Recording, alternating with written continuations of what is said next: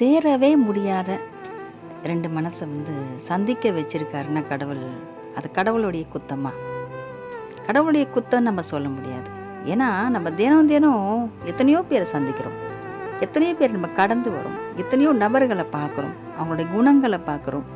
அவங்களுடைய திறமைகள பார்க்குறோம். எல்லார் கூடயும் நம்ம வாழ நினைச்சிருவோமான்னு கேட்டா, கிடையவே கிடையாது. பார்க்குறவங்க எல்லார் கூடயும் நம்ம வாழ நினைக்கிற மாட்டோம் இல்லையா? வாழணுன்ற எண்ணமே வராதே!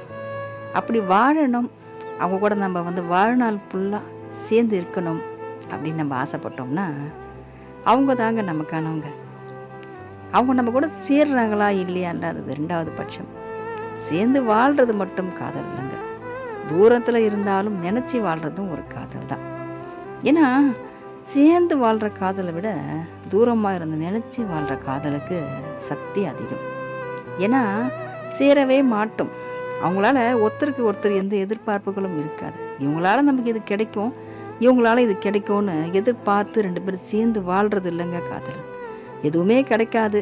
அவங்க நமக்கு கிடைக்கவும் கிடைக்க மாட்டாங்க. அவங்களால நமக்கு எந்த ஒரு நன்மையும் நடக்க போகிறது இல்லைன்னு தெரிஞ்சிருந்தும், அவங்க எங்கே இருந்தாலும் நல்லா இருக்கணும்னு நினைக்கிறோம் பார்த்தீங்களா? அதுதான் உண்மையான காதல். காதல் ரொம்ப வலியும் வேதனையும் கொடுக்கும். ரொம்ப கொடியது காதல். என்னதான் நம்மளை விழுந்து விழுந்து பார்த்துக்கிட்டாலும், ரொம்ப அற்புதமாக நம்மளை அவ்வளோ கவனித்தாலும், அவங்க பக்கம்லாம் நம்ம மனசு திரும்பவே திரும்பாது. வேண்டான்னு ஒதுக்கிட்டு போவாங்க. பேசவே வேணாம், அவங்க முகத்தை பார்க்கவே பிடிக்கலன்னு தூக்கி எறிஞ்சிட்டு போவாங்க. அங்கே தான் போய் நம்ம மனசு நிற்கும். அதுதான் காதல். காதல் அவமானப்படுத்தும், வேதனைப்படுத்தும், யாசகமும் கேட்க வைக்கும். அன்பு யாசகம். வேணவே வேணான்னு சொல்லிட்டு போகிறவங்க கிட்ட போயிட்டு அவங்கள தான் நினைக்க தோணும் நம்ம மனசில். அவங்கள மறக்கவும் முடியாது, அவங்க முன்னாடி போய் நம்ம நிற்கவும் முடியாது. இருந்தாலும் ரொம்ப கொடுமையாக இருக்கும் அந்த வாழ்க்கை. அவ்வளோ கொடியது காதல். இல்லைங்க, நான் காதலை கடந்து வந்துட்டேங்க, அவங்கள தான் நான் எப்பயோ மறந்துட்டேங்க, எனக்கும் ஒரு காலத்தில் காதல் இருந்துச்சுன்னு சொல்கிறாங்க பார்த்தீங்களா?